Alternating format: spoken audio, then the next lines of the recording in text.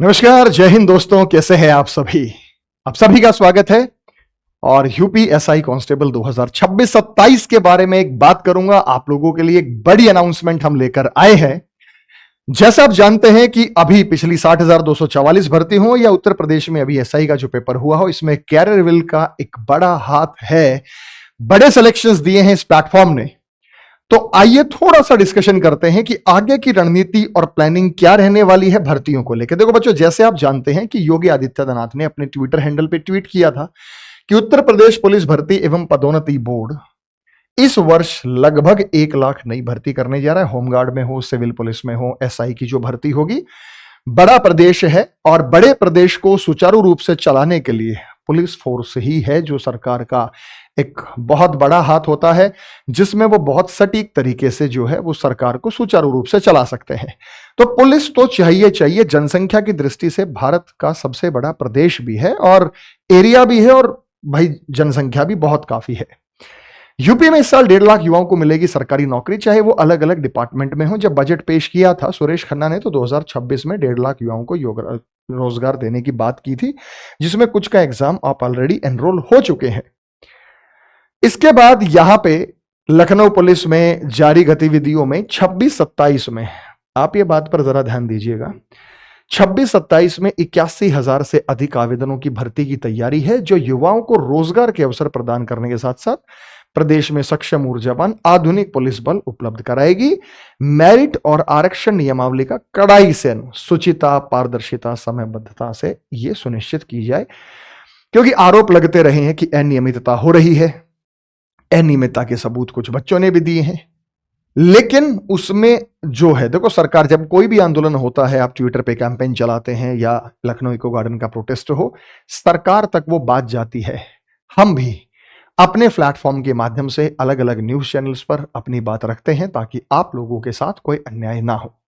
81,000 पदों की भर्ती के लिए साफ साफ बता ही दिया था कि भाई पीआरवी का जो औसतन टाइम है वो 6 मिनट है, इसे और कम करना है। और कम तब होगा जब आप यहां पे ज्यादातर भर्तियां निकाल पाएंगे। 425 करोड़ रुपए की साइबर ठगी रोकी गई। आने वाला जो क्राइम है ना बेटा, रेप, मर्डर वर्डर, ये चीज तो धीरे धीरे डाउन होती जा रही है। क्राइम बढ़ रहा है साइबर में।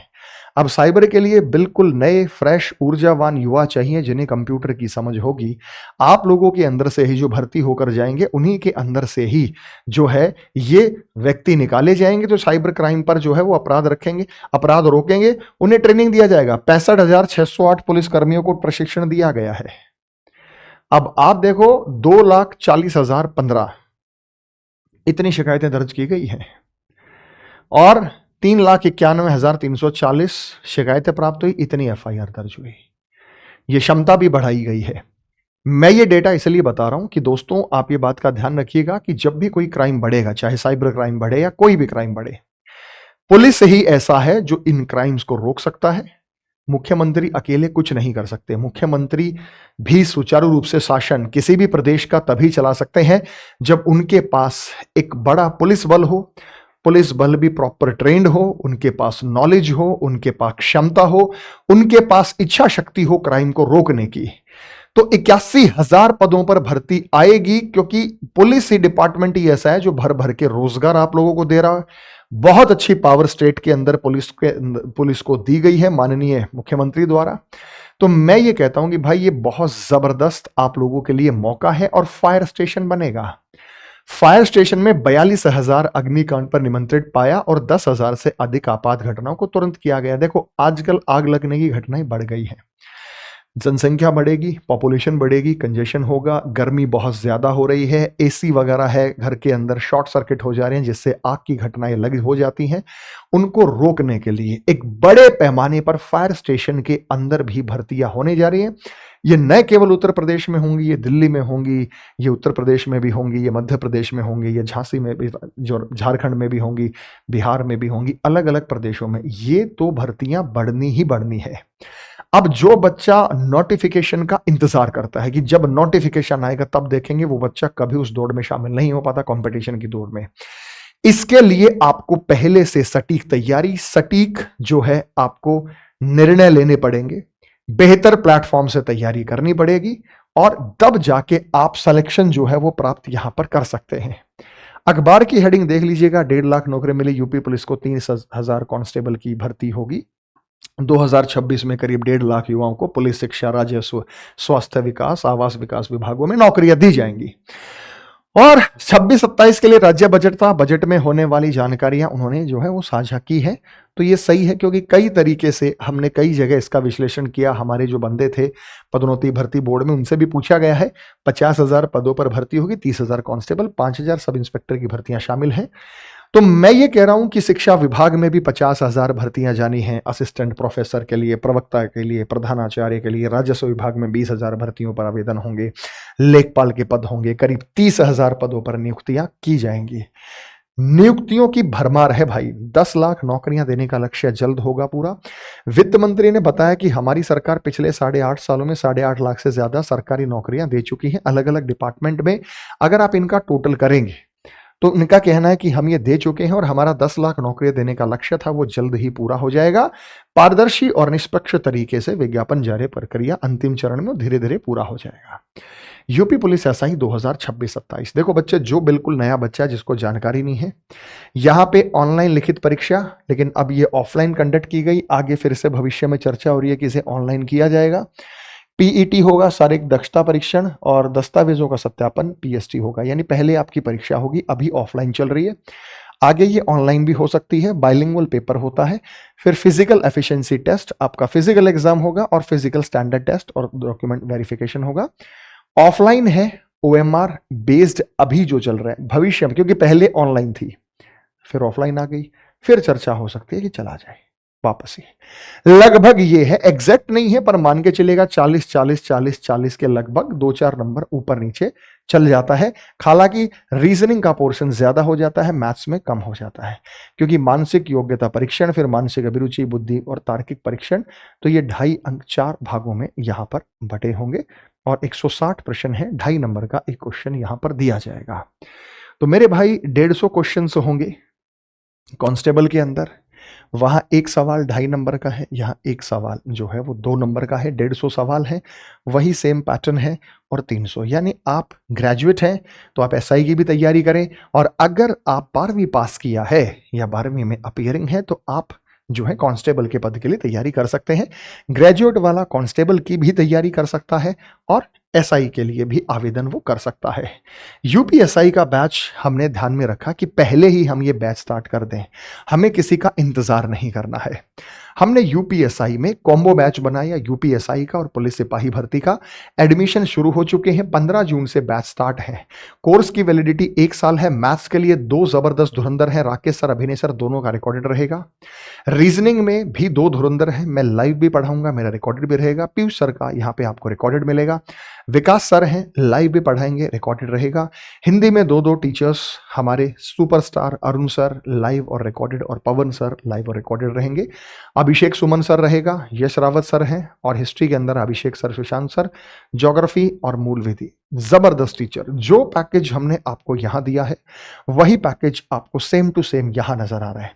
यूपीएसआई के लिए फीस 999 रुपए रहेगी और सिपाही के लिए 499 रुपए यहां पर फीस आप लोगों के लिए रहने वाली है।